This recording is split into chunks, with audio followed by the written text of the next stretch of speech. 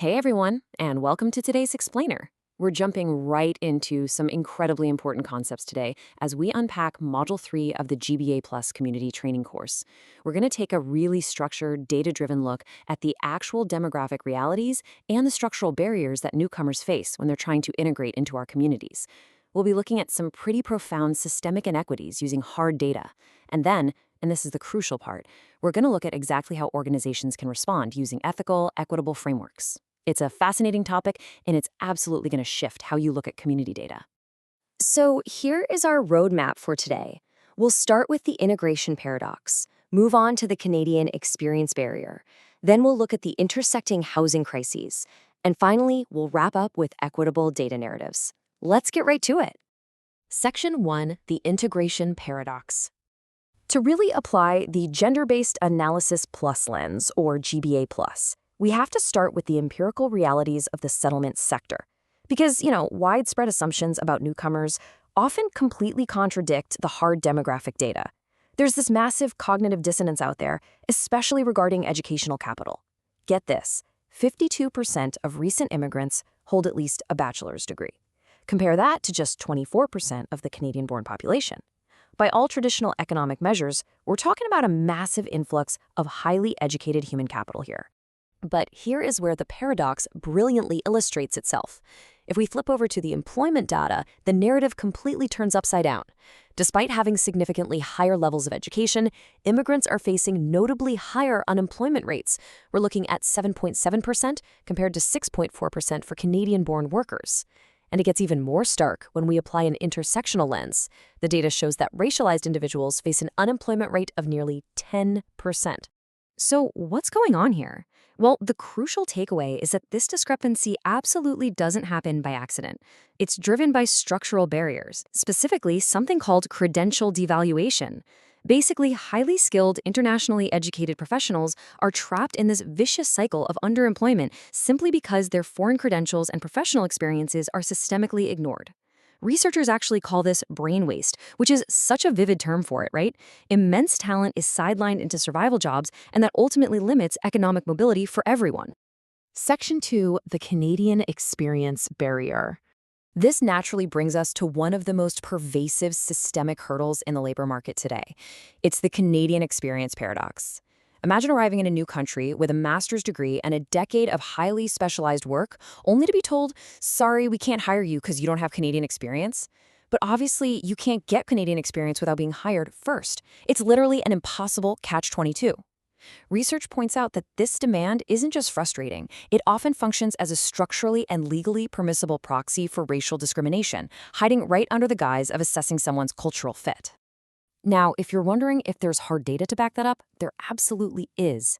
A seminal resume audit study out of Toronto and Montreal put this to the test by sending out thousands of identical resumes. The results? Applicants with English-sounding names received interview requests 40% more often than applicants with Chinese, Indian, or Pakistani names, despite having the exact same Canadian education. And look at what happens when you pair ethnic names with foreign experience. The callback rate plummets to a dismal 5%. That's compared to a 16% callback rate for Anglo-named applicants with Canadian experience. We have to recognize the radical human toll behind these statistics.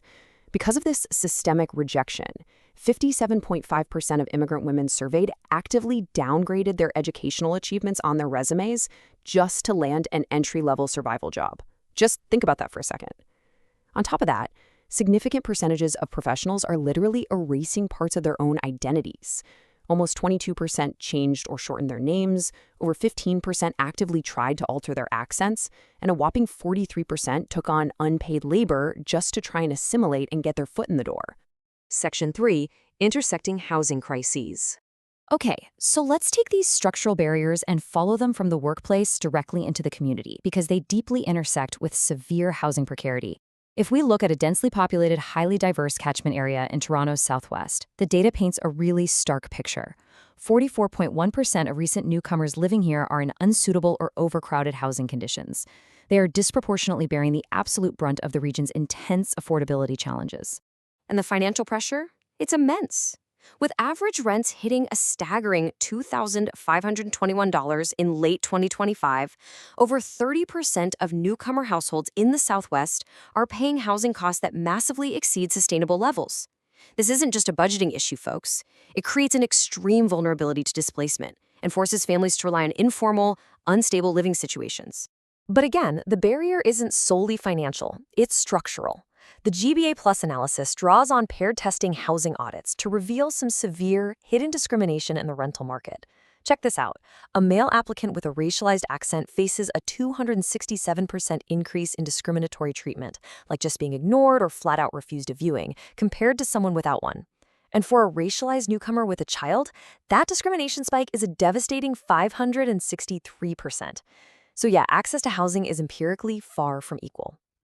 And we can see exactly how this systemic exclusion directly fuels the homelessness crisis. When people are locked out of both fair employment and equitable housing, the downstream effect hits the shelter system. Data indicates that refugee claimants now make up a massive 54% of all people staying in city-administered shelter sites. When we apply an intersectional lens to this, it becomes even more stark. According to municipal street needs assessments, while Black individuals represent only 10% of the general population in this region, they make up an overwhelming 58% of the homeless population identifying as racialized. This is exactly why the GBA Plus analysis is so critical. A single newcomer mother with precarious immigration status faces vastly different, heavily compounded barriers compared to, say, a sponsored dual-income family. Section 4. Equitable Data Narratives. All right, having analyzed these deep systemic paradoxes in employment and housing, we're now stepping into the solution-oriented framework of GBA+, the ethical application of data. Basically, how do organizations fighting these barriers actually use this information responsibly? Well, one of the core rules for challenging harmful public narratives is that data must be paired with radical humanization. Raw statistics about unemployment or housing deficits, those can easily be manipulated to scapegoat vulnerable groups. To be effective, we have to contextualize the data with authentic storytelling, reminding the public that these aren't just numbers, they represent real human beings seeking safety and a place to belong. Which brings us to a foundational concept for any organization working in this space: equitable data narratives. This challenges us to rethink our entire relationship with information. It's not just about what data you collect, it's about how you collect it. Agencies really have to make sure their research methods don't inadvertently violate privacy, break trust, or, frankly, commodify the trauma of the populations they're trying to help. The ultimate goal is empowerment, never extraction. So what does this actually look like in practice? Well, ethical agencies design their data collection using trauma and violence-informed approaches, or TVI. This means operating under the universal precaution that anyone walking through your doors might be carrying complex trauma. You never, ever force someone to retell their trauma just to access a service. You design your intake forms so individuals can safely opt out of triggering demographic questions without any penalty whatsoever. And you absolutely guarantee strict privacy for vulnerable groups, like 2S LGBTQIA+ youth and undocumented individuals. It's all about building a structurally safe environment first and foremost. Because these structural barriers, from credential devaluation all the way to severe housing discrimination, are so deeply interconnected, applying the GBA Plus lens effectively requires massive collaboration. You just can't fix a multifaceted systemic crisis in a silo. It requires a coordinated ecosystem. Municipal planners, community organizations, employers, and post-secondary institutions all have to align their equity strategies to foster genuine economic and social inclusion. As we wrap up this explainer, I want to leave you with a provocative thought. As you look at the practices in your own community, I want you to ask yourself this question: are the mechanisms you use designed to uplift, or do they unknowingly perpetuate the very systemic barriers we've unpacked today? Understanding the data is really just step one. Utilizing it ethically to drive actual structural change, that's the ultimate goal. Thank you so much for joining me today, and remember to keep questioning the structures around you.